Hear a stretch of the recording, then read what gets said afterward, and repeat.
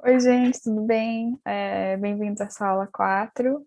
Nessa aula a gente vai apresentar algumas coisas com dois focos principais, que são o verb there to be e os interrogative adverbs. A gente também vai trabalhar outras coisas como técnicas de leitura, uma continuação da última aula. Mas é isso, a gente vai começar com o verb there to be, que eu vou explicar para vocês agora. Oi, gente. Espero que vocês gostem dessa aula gravada agora. Tá, se eu aprender a passar isso. Ai, Deus, como é que passa? Tá, agora foi. Perdão. Tá, agora foi. Tá, Erros então, em Paris. a gente tá aprendendo. Então, o verb there to be, basicamente, traduzindo para o português, ele significa haver ou existir, e ele basicamente pode ser usado em todos os tempos verbais. E não tem uma tradução direta, então não tem como eu falar significa isso. O melhor jeito de traduzir é de haver ou existir, mas eu vou mostrar para vocês como funciona. É um pouco esquisito, eu acho, sobre o português, porque a gente não tem, mas eu acho que com o tempo você vai pegando que é uma coisa muito, muito usada no inglês mesmo, assim, porque, né, haver ou existir a gente vai usar muito. Pode passar.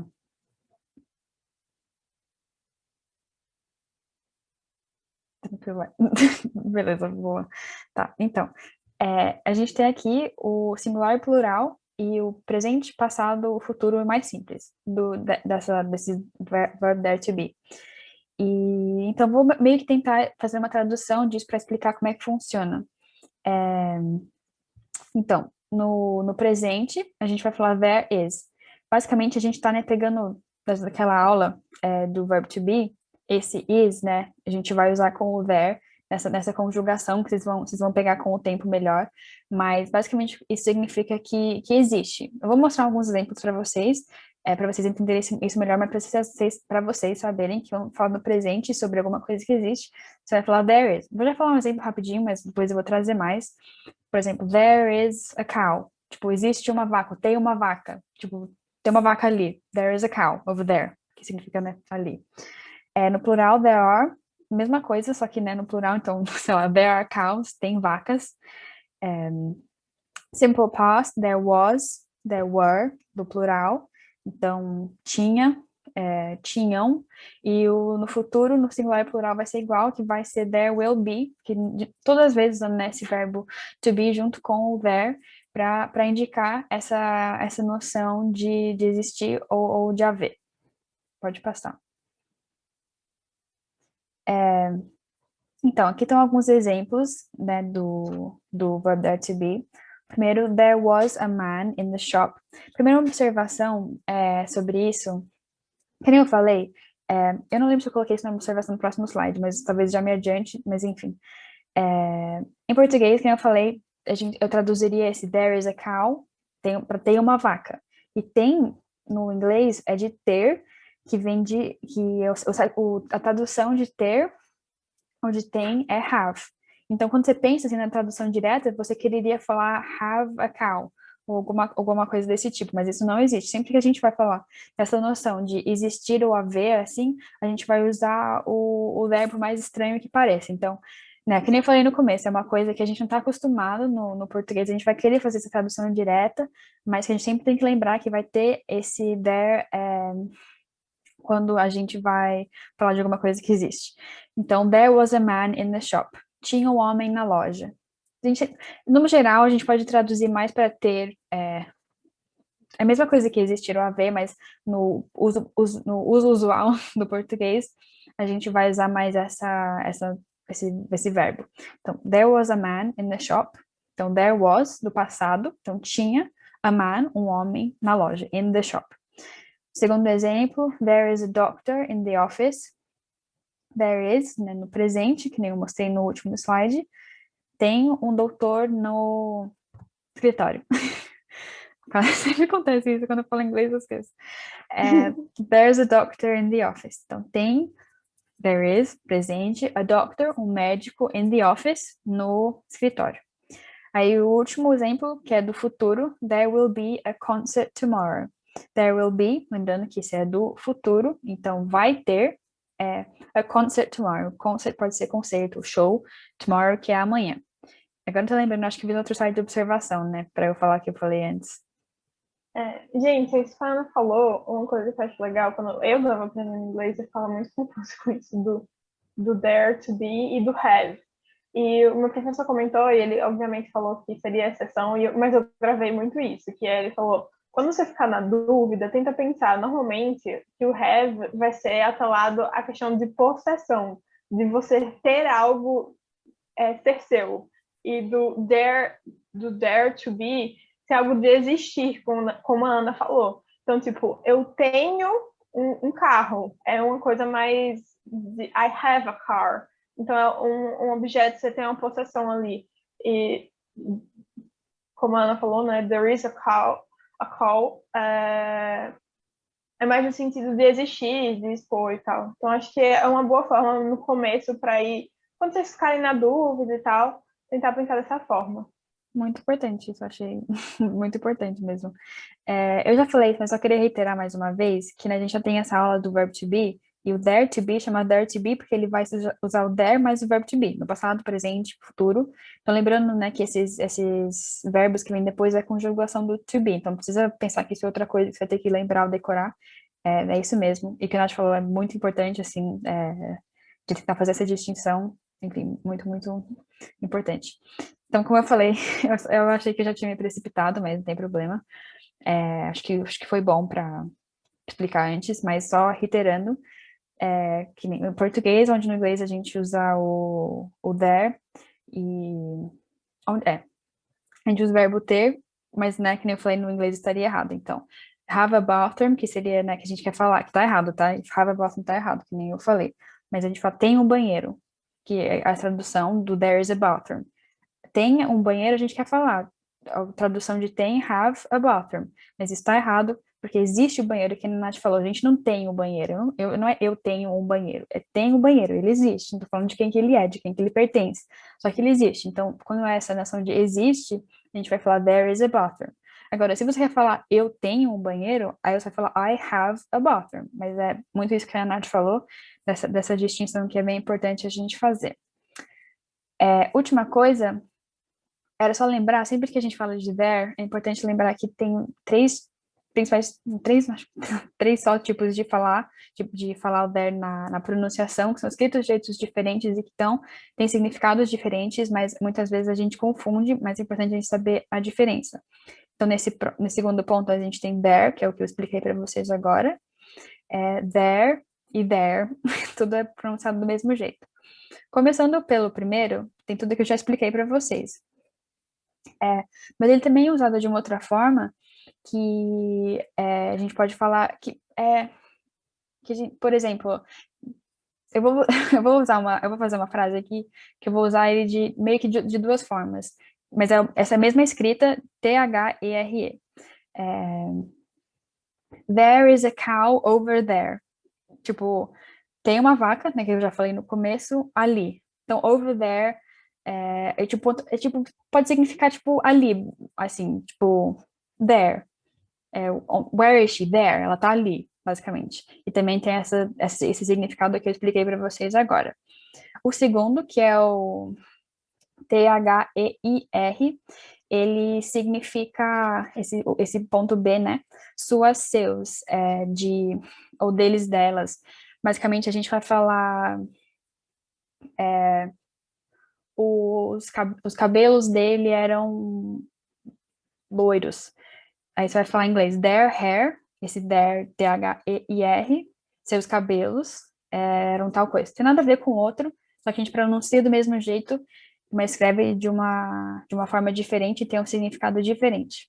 O último, que na verdade eu coloquei no A, um pouco confuso isso, mas enfim, o terceiro there, que é T-H-E-Y, esse apóstrofo, R-E, basicamente é só uma conjunção de they mais are, que é essa coisa toda, a gente já viu do verbo to be, que é eles são, eles estão, e aí você só junta as duas né, e coloca o apóstrofe e um outro jeito de você falar e de escrever, mas é exatamente a mesma coisa. E acho que é isso do verbo there to be, não sei se tem algum comentário para fazer, ou se não, gente... Então, nessa questão da pronunciação, gente, a gente sabe que pronúncias não vão usarem, né? Mas eu acho que o inglês é muito importante, além do vestibular, né? Para a vida, hoje a gente vê que no mercado do trabalho é super requisitado, até no dia a dia mesmo, hoje em dia a gente acaba usando para bastante coisa. E um comentário sobre isso que a Ana falou, do there,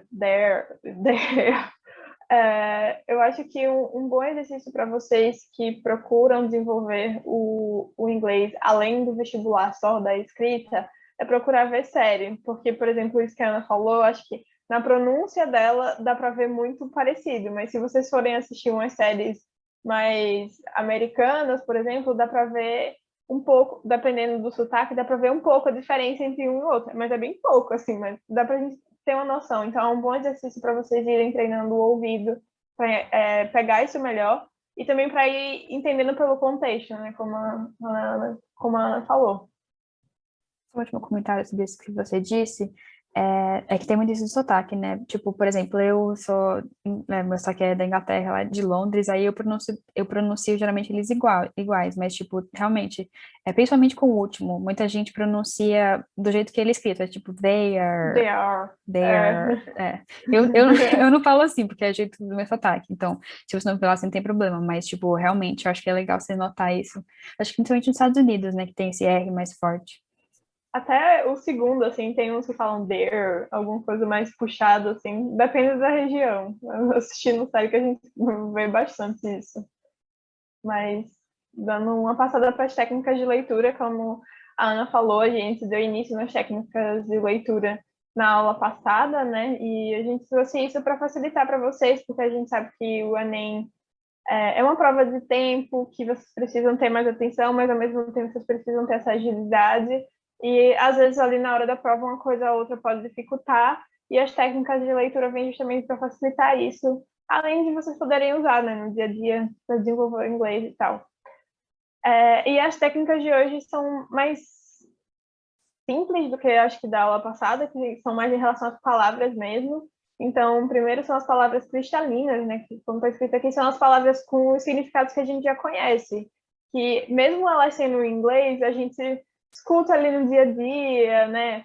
Nas redes sociais, mas até mesmo não tem uma tradução específica em português. Então, a gente colocou de exemplo love, que eu acho que muita gente conhece, né?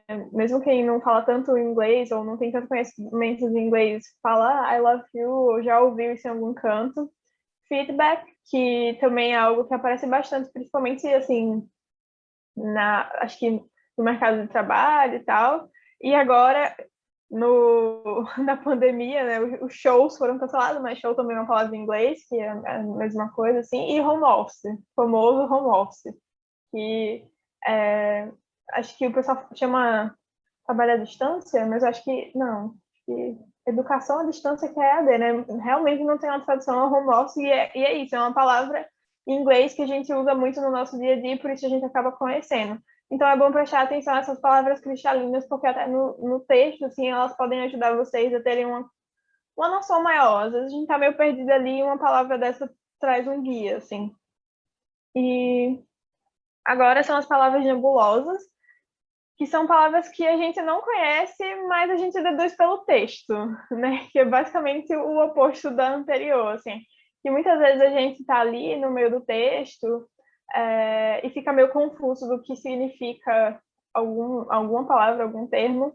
Então, acho que é basicamente isso, a dedução pelo contexto, né? Até acho que em português a gente faz isso às vezes quando aparecem as palavras muito difíceis. Mas aqui a gente trouxe um exemplo que é Kate recently came back from a trip to Chicago, Illinois, que é Kate recentemente retornou de uma viagem de Chicago, Illinois. This Midwestern metropolis is found along the shore of Lake Michigan. Então, é basicamente essa metrópole. Quer que eu continue aqui? Você vai? Será que dá pra dar uma cortada nisso? Não, não tem problema. Ai, desculpa, gente, tocou o despertador, esqueci. Pode dar certo? continuidade. Tá. Então, acabou aqui. This Midwestern metropolis is found along the shore of Lake Michigan.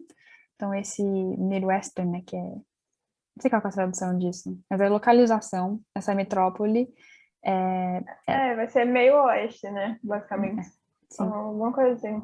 acho que não tem Tipo o tradução nosso direta. centro-oeste, gente. É tipo basicamente isso. Se eles Sim, falam mid, é tipo meio. sim. A gente ensinou isso, né?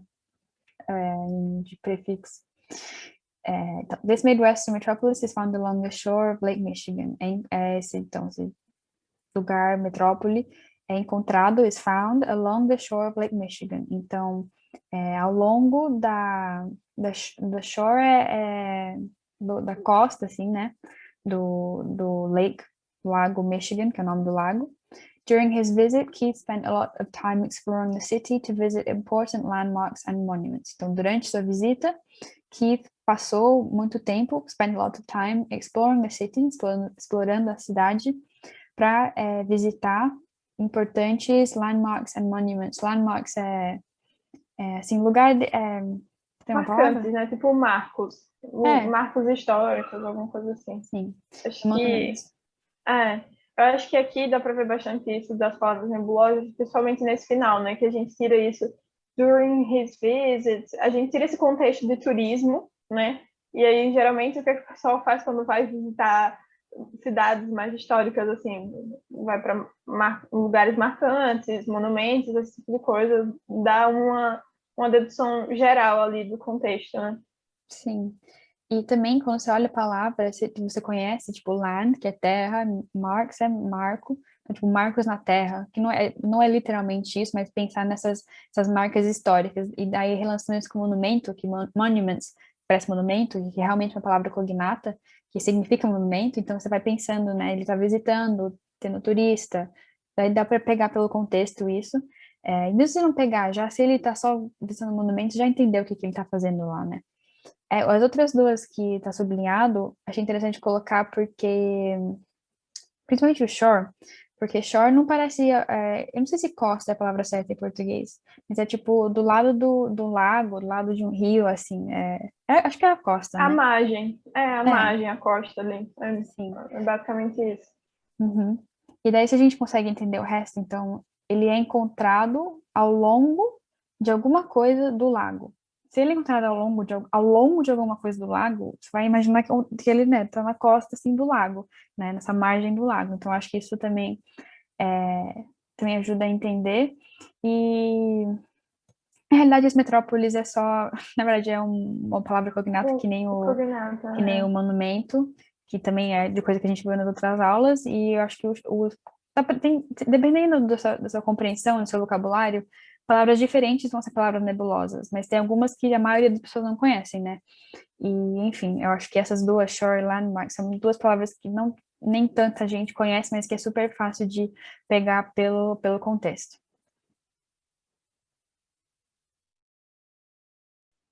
Agora falando sobre os linking words, né, gente, que a gente está trazendo aí nas últimas aulas, acho que durante todas as nossas aulas, se vocês estão acompanhando na ordenzinha, né, e os linking words, como a gente já citou aqui, mas trazendo novamente, são palavras de conexão, né, e dessa vez a gente trouxe conexões de ordem, digamos assim, né, a gente fala conexão, mas em português, na verdade, a gente chama de conectivos, né? São os famosos conectivos.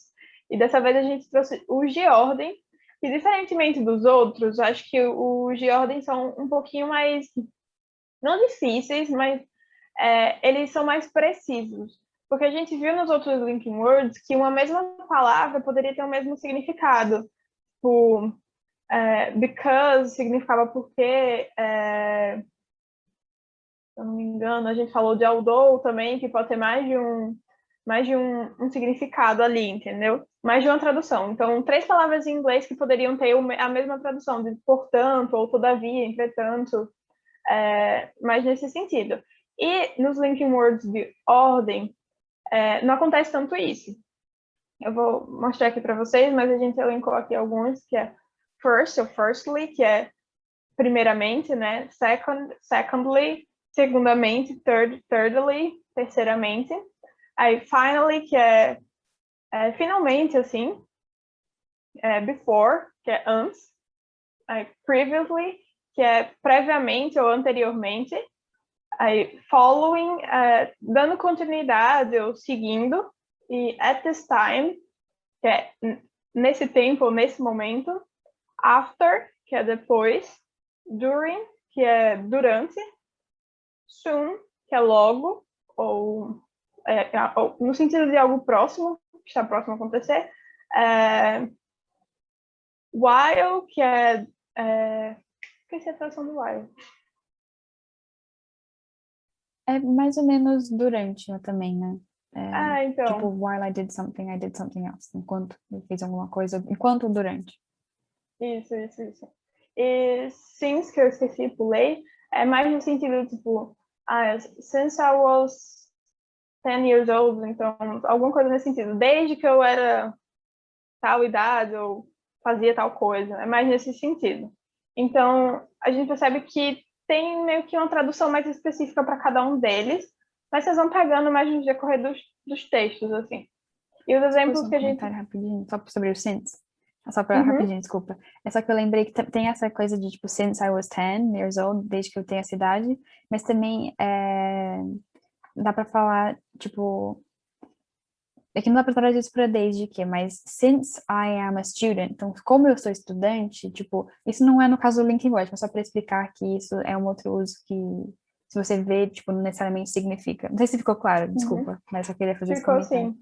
E, gente, se a gente for pensar na tradução literal, é meio que isso mesmo, é o desde que. Mas é porque o desde que em português a gente usa no sentido mais formal, né? Mas, como a Ana falou, no dia a dia a gente falaria since I'm a student. Então, como eu sou um estudante, já que eu sou um estudante, desde que eu sou um estudante, é mais nesse sentido.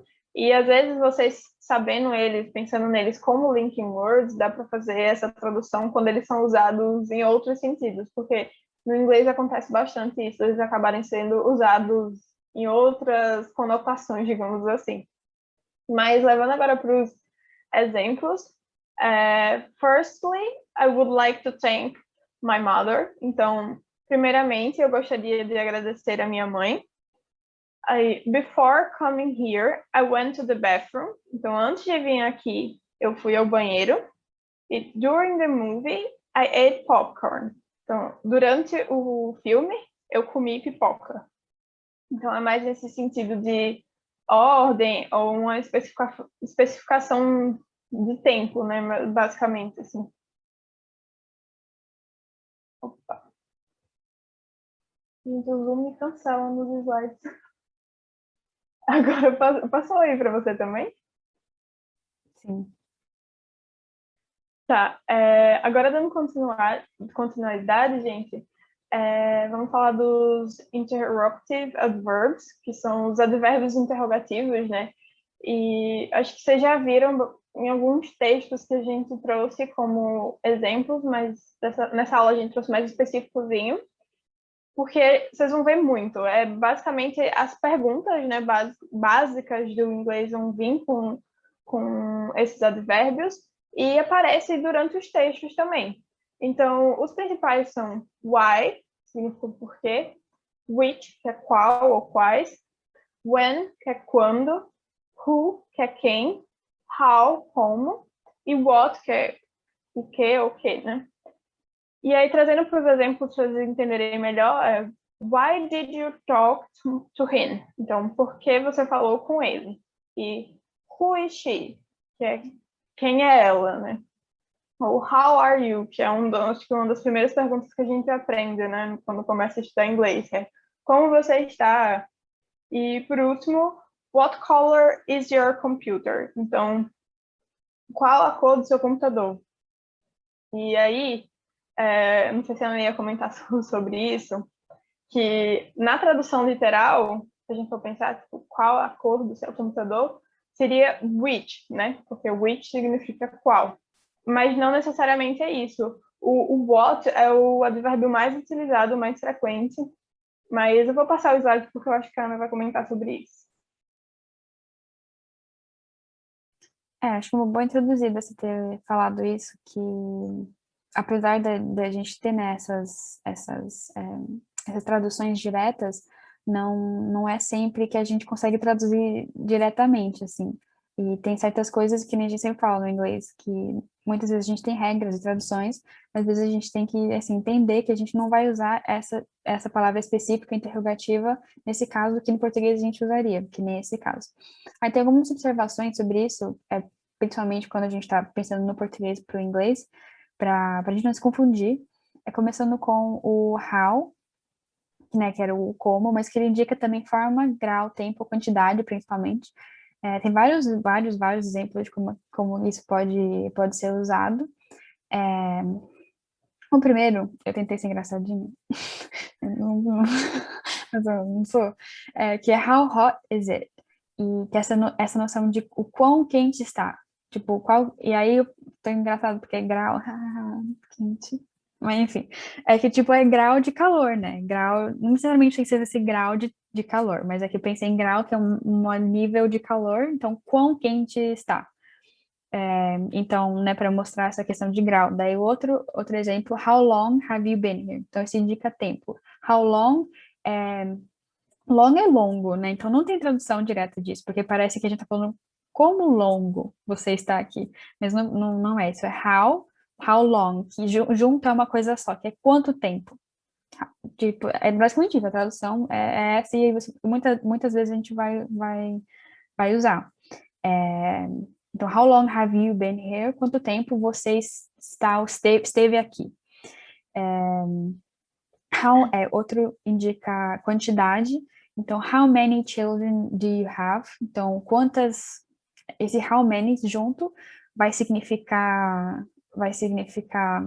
esse quanto. Children do you have? Quantas crianças você tem? Outro também indica quantidade. Então, how much does it cost? Quanto custa? Então, esses how, com outras palavras, vão se juntar e significar uma coisa só. Então, né, quanto tempo, quantas crianças, quanto custa. E essas palavras por si só, assim, por exemplo, long, significa longo também. Mas com o how long, ele virou uma questão temporal, que é uma coisa, né, infelizmente, uma dessas coisas que a gente tem que não decorar necessariamente, mas saber e tentar perceber isso nos textos, nas nossas leituras e no dia a dia, no contato com o inglês mesmo. Aí o último é How wide is your car? Esse, essa, essa, essa questão de forma e grau é uma coisa que vai aparecer muito quando eu uso how. Então, esse how wide é de novo, esse quão largo é seu carro. A gente não fala tanto quão em português, mas vocês sabem, né, o que significa. E é uma coisa, apesar de a gente não usar quão diretamente tanto no português, o significado dele a gente usa muito. Então, how wide is your car? How old is your book? Tipo, quão velho é o seu livro? A gente vai usar muito isso quando a gente vai fazer uma pergunta. Então, apesar do how poder significar como, ele também pode ser usado de muitas outras formas que com o tempo a gente vai entendendo, mas que ele junto com outra palavra, e muitas vezes até vira tem outro significado, mas não sempre, porque, por exemplo, hot é quente, wide é largo mesmo, much, many indica uma noção de quantidade, então, acho que era isso dessa primeira observação. Gente, uma coisa que talvez vocês iriam pensando assim, mais uma vez trazendo o que eu pensava quando estava aprendendo inglês, era que era como se como a Ana falou, o how transformasse, transformation, transformasse quando vem junto com uma outra palavra mais específica. Então, long já vem essa coisa de há quanto tempo, né? Many, quantidade, much, precificação. O how much foi um dos primeiros que eu decorei, porque, assim, a parte do dinheiro é importante você saber perguntar quanto que custa uma coisa, né? Então, às vezes, quando vocês virem o how ali e não conseguirem associar ele ao como, né? Que é o mais comum, entre aspas, tentem pensar nesse sentido de que ele transforma a palavra posterior a ele, né? Pode transformar, assim. É mais isso. Boa. Posso falar uma última coisa sobre aquele slide? essa é uma questão bem rapidinha, só que eu quero lembrar que tem muita coisa que a gente vê em alguma aula que retoma uma coisa de outra, só para lembrar dessa questão de many e much, que tem essa coisa, a gente passou entre a aula de, rapidinho, de uncountable e countable nouns, então substantivos contáveis e não contáveis. Então, o much a gente vai usar com uma coisa não contável. Então, porque a gente falou, né? Eu só não vai falar, eu tenho um dinheiro, I have one money. Não. Ele é não. Eu vou falar em inglês, se você falar em português vai confundir. Mas você vai usar o much para essas questões que não são contáveis e many para os que são. Então, ah, acho que a gente pode ficar nisso. Eu não sei se vale muito entrar muito nessa ideia, só para trazer, assim. Pode passar agora. Desculpa. Tô tentando. Ah, tá. Foi. Tá. E aí, a gente tem esse último slide falando que nem no português, né, esses advérbios, eles não vão ser sempre só usados para fazer perguntas. E essa é uma questão mais simples de entender, porque no mesmo no português, que eles são interrogativos, mas a gente não vai usar eles só para fazer uma pergunta. Então, exemplos. I know where you are going. Eu sei onde você vai. Onde também em português indica interrogação, mas a gente também pode usar ele como uma afirmação. Eu sei onde você vai. I wonder which country he is from. Wonder não sei traduzir, mas tipo, eu penso, eu fico Imagina. pensando, imagino, fico imaginando, eu quero saber, assim, which country he is from. Então, em português, não sei qual seria a tradução pro I wonder, mas, tipo, É eu, tipo, eu fico brisando aqui, curiosa sim, com de que país ele é. sim. Mas para traduzir direto, eu vou trocar o wonder agora pro know de novo, só para ficar mais claro, que, tipo, eu sei de qual país ele é. Não precisa necessariamente usar o sei, é só porque viu de cima para ter uma tradução mais direta para o português. Pode passar. Então, agora a gente pensou em passar essa questão do Enem, mas agora eu tô pensando que acho que ela vai ficar muito comprida, a gente pode talvez só passar para os monitores. O que que você acha? Eu que tinha insistido Uhum, em colocar, mas aqui, acho que a gente queria fazer uma aula mais curta, né? uhum. O que que você Não, acha? tranquilo. Não, acho que é tranquilo. A gente Acho passa para os que monitores, então. aí o pessoal pode fazer depois também e ver melhor com as aulas. Sim, sim. E Acho acho que que é é isso. isso.